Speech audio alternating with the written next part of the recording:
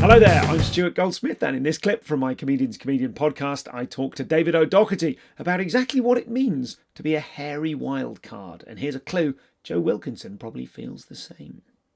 And do you have a sense of your kind of place in the comedy, not exactly the community, but you could look at a TV show and go, okay, there's this, say a panel show. Yeah. That person's doing this job. That person is being the, like you say, you know, the camp guy with the celebrity stuff.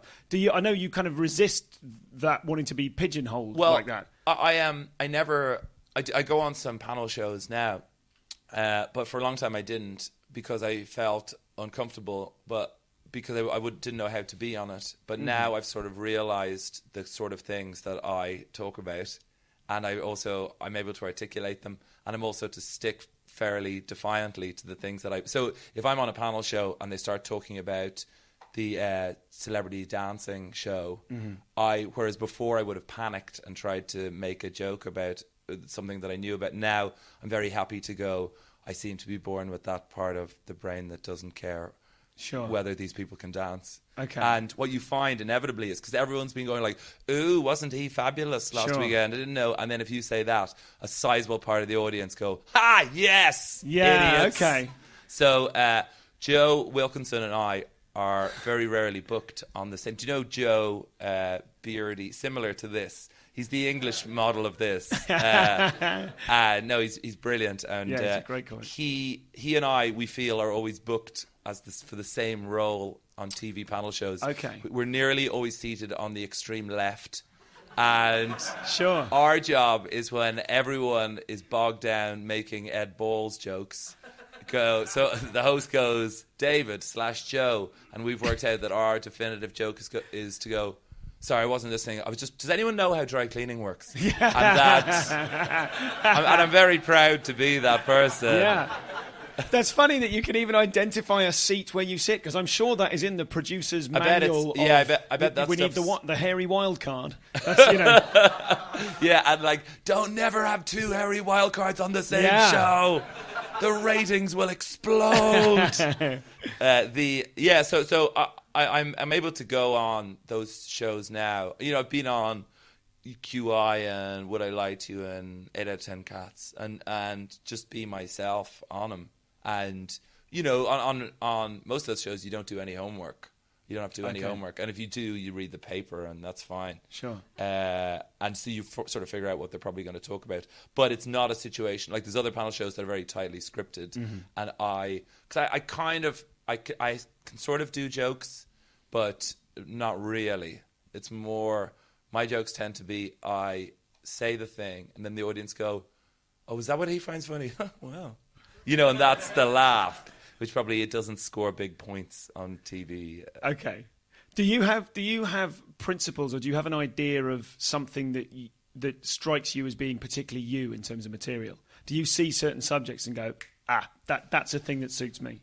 I normally turn things back onto myself, in that I don't have much to say. You know, I have political opinions and things like that, but the idea of making jokes about making sort of traditional satirical jokes has never really occurred to me. I just prefer to turn it around and then talk about my perception of a thing.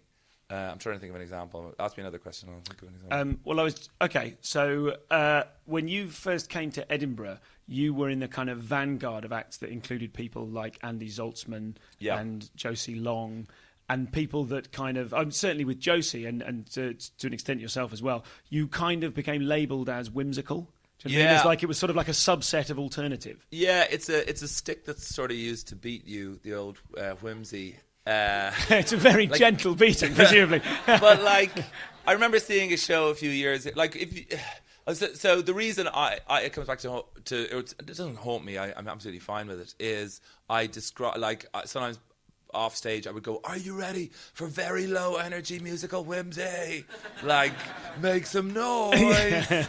And so I just found the idea of it so funny. And then I remember seeing a couple of years later some comedian had come here, and on their poster it said like no guaranteed no whimsy. Sure. Like one of the tough leather jacket comedians had said that. But like what is whimsy is just flight of fancy, but it's flight of fancy of any kind whatsoever. Like the idea of what we do, unless you're delivering pure facts with graphs to back it up, you are doing something slightly whimsical. Sure. and also, yeah, '02 was the year where I came here with a show that was, I'd been a bit sad and tried to write a show about it. God, I mean, yeah. And I met just a bunch of people. I met Kitson, I met Concords, I met Taika Waititi, who's movie director now, met Zaltzman, met John Oliver, met Josie Long. Or I'd met her before, but we were all just trying to figure out a kind of a thing that we wanted to do.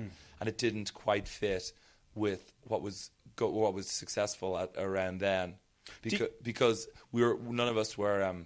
I guess you could categorize it as sort of quite low status individuals, as in we didn't walk out with smoke machines, and if we did shout from off stage with something ironic about the like get ready to try and stay awake for an hour, sure. You know, like because this room is bullshit, ladies and gentlemen.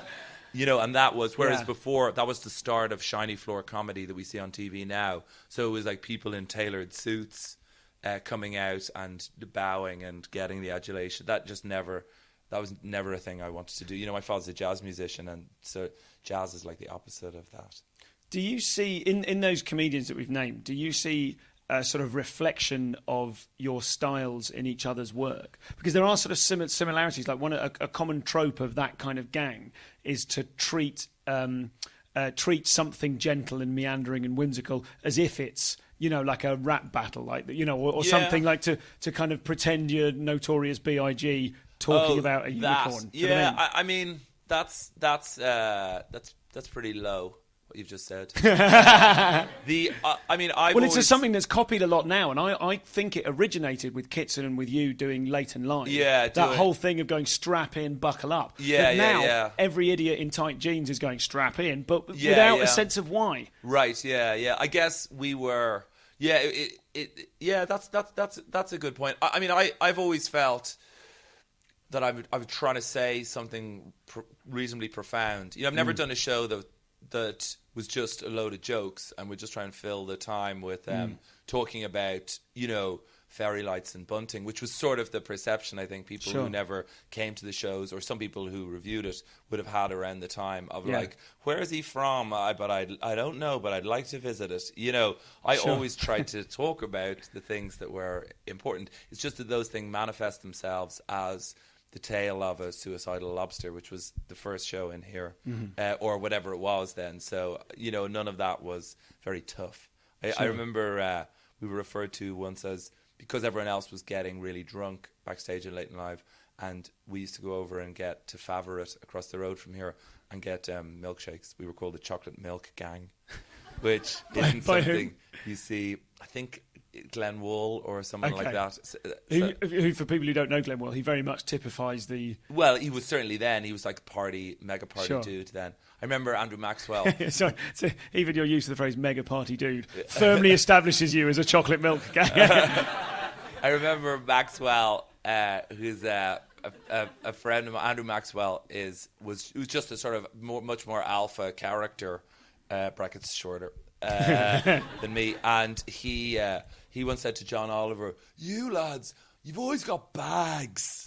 Because we, like, as in a backpacker, a satchel, which probably had like jokes, like books, and it's like, "What's in your bags?" Like there was something going on. Just we have effigies of you, and we have ceremonies that you're not allowed to come to. But it's fine. There's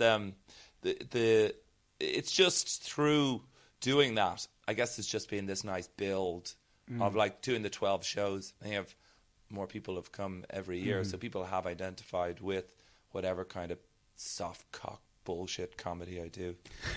That was me being self-depreciating. I think it's brilliant. For tour dates, news, updates, whatever they are,